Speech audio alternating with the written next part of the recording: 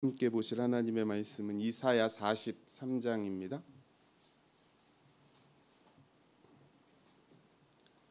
이사야 43장 14절에서 21절의 말씀 함께 보시겠습니다.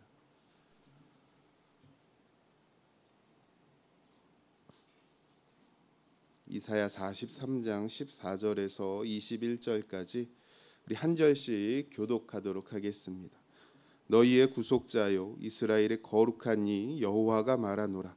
너희를 위하여 내가 바벨론에 사람을 보내어 모든 갈대아 사람에게 자기들이 연락하던 배를 타고 도망하여 내려가게 하리라. 나는 여호와 너희의 거룩한 이요 이스라엘의 창조자요 너희의 왕이니라. 나 여호와가 이같이 말하노라. 바다 가운데의 길을 큰 물 가운데에 지름길을 내고 병거와 말과 군대의 용사를 이끌어내어 그들이 일시에 엎드려져서 일어나지 못하고 소멸하기를 꺼져가는 등불 같게 하였느니라. 너희는 이전 일을 기억하지 말며 옛날 일을 생각하지 말라.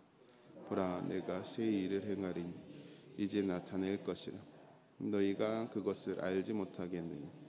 반드시 내가 광야의 길을 사막의 강을 내리리. 장차 들짐승 곧 승냥이와 타조도 나를 존경할 것은 내가 광야의 물을 사막의 강들을 내어 내 백성 내가 택한 자에게 마시게 할 것임이라. 이 백성은 내가 나를 위하여 지었나니 나를 찬송하게 하려 함이라. 아멘. 이사야 40장에서 마지막 66장까지의 내용은 앞부분과는 확연히 다른 모습을 보여주고 있습니다. 지난 새벽에 말씀드렸던 것처럼 이사야 1장에서 39장까지의 내용은 주로 심판과 경고의 말씀을 주고 있음을 보게 되어집니다. 하지만 이제 40장 이후로는 회복과 장래의 미래에 대한 영광을 기록하고 있기 때문입니다.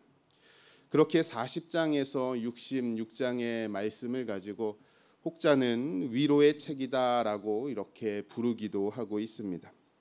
오늘 우리가 함께 읽은 본문은 하나님의 위로와 또 회복을 느끼기에 충분한 본문인 것 같습니다.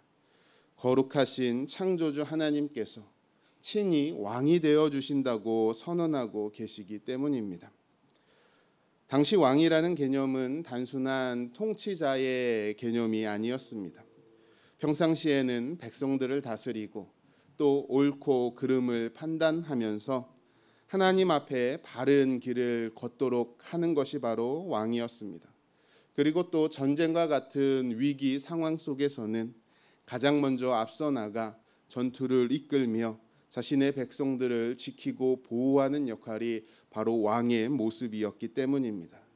그렇게 하나님께서 왕이 되어주신다는 이 선언은 백성들에게 엄청난 위로와 소망과 또 힘을 가지기에 충분한 말씀이 되어지는 것입니다. 오늘 함께 읽은 본문을 통하여서 우리의 왕이신 하나님께서 어떠한 분이신지를 잠시 살펴보도록 하겠습니다. 첫째로 우리의 왕이신 하나님은 우리의 구원자 되십니다. 오늘 본문 14절을 보시면 너희의 구속자여 이스라엘의 거룩한 이 여호와가 말하노라. 너희를 위하여 내가 바벨론에 사람을 보내어 모든 갈대아 사람에게 자기들이 연락하던 배를 타고 도망하여 내려가게 하리라 라고 말씀하고 있습니다. 왕이신 하나님은 우리를 구속하신 우리의 구원자가 되심을 알 수 있습니다. 이사야 선지자는 하나님께서 바벨론에서 백성들을 이끌어내실 것을 말하고 있습니다. 그런데 오늘 내용을 보시면 마치 애굽에서 이스라엘 백성들을 출애굽시키셨던 당시의 모습을 생각나게 합니다. 오늘 본문은 그 사건을 연상케 하는 모습들이 기록되어져 있기 때문입니다. 오늘 본문의 표현들을 보시면 16절에서는 바다 가운데 길을 큰 물 가운데 지름길을 내신다라고 말하고 있고 17절에서는 병거와 말과 군대의 용사를 이끌어내어 소멸하신다라고 말하고 있습니다. 그리고 19절에서는 광야의 길을 내며 사막의 강을 내신다라고 말하고 있습니다. 이러한 표현들을 보면 애굽에서 이스라엘 백성들을 출애굽시키셨던 그 당시 홍해를 가르시고 그 애굽의 군대를 막으시며 광야에서 이스라엘 백성들을 인도하시며 먹이셨던 모습을 우리는 떠올릴 수 있는 것입니다. 애굽에서 백성들을 이끌어내셨던 그 하나님, 또 오늘 이사야가 선언하고 있는 것처럼 바벨론에서 백성들을 이끌어내신 그 하나님이 바로 우리의 왕이신 하나님이십니다. 그 하나님은 오늘도 변함없이 그 능력과 권세로 우리의 모든 삶에서 우리를 구속해 주실 것입니다. 이러한 하나님의 두 번째 모습은 바로 새 일을 행하시는 하나님임을 오늘 이사야는 선언하고 있습니다. 오늘 본문 18절과 19절의 내용을 보시면 너희는 이전 일을 기억하지 말며 옛날 일을 생각하지 말라라고 말하고 있습니다. 보라, 내가 새 일을 행하리니 이제 나타낼 것이라. 너희가 그것을 알지 못하겠느냐? 반드시 내가 광야의 길을 사막의 강을 내신다라고 말씀하고 있습니다. 여러분 한번 생각해 보시기 바랍니다. 하나님께서 지금까지 어떠한 일들을 행하셨는가? 하나님께서 행하신 놀라운 일들은 기적과도 같은 일들이었습니다. 그런데 오늘 이사야는 그 기적과도 같은 그 놀라운 일들을 이전 일, 옛날 일로 말하면서 그것들을 생각하지도 말라라고 말하고 있습니다. 그 이유는 단순합니다. 왜냐하면 하나님께서 앞으로 행하실 그 일들이 과거에 행하셨던 그 일들보다 더 놀랍고 더 신비롭고 더 큰 권세의 능력의 일들이기 때문입니다. 우리의 왕 되신 하나님은 이처럼 날마다 새 일을 행하실 것입니다.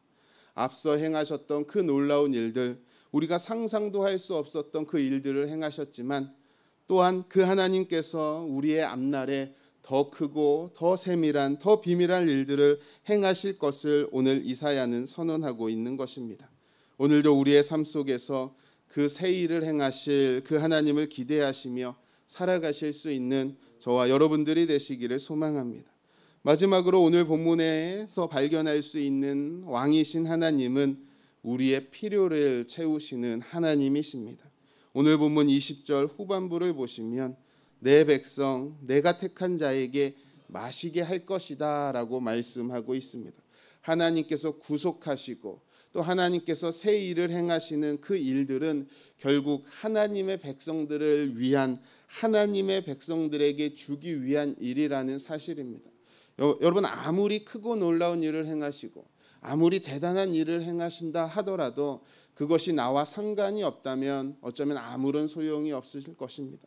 그런데 하나님께서 행하시는 그 놀라운 모든 일들은 바로 하나님의 백성, 하나님께서 택한 자에게, 그 자들에게 주기 위함임을 오늘 본문은 말하고 있다라는 것입니다.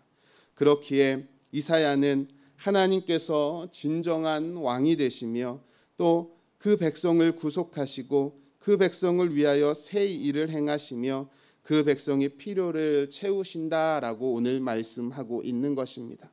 우리가 바로 그 하나님의 백성임을 기억하며 오늘도 그 하나님 앞에 감사하시며 또 오늘 우리의 삶의 현장에서 구속하신 그 하나님, 새 일을 행하시는 하나님, 우리의 필요와 공급을 채우시는 그 놀라운 하나님의 은혜를 충만히 누리실 수 있는 저와 여러분들이 되시기를 주님의 이름으로 축복합니다.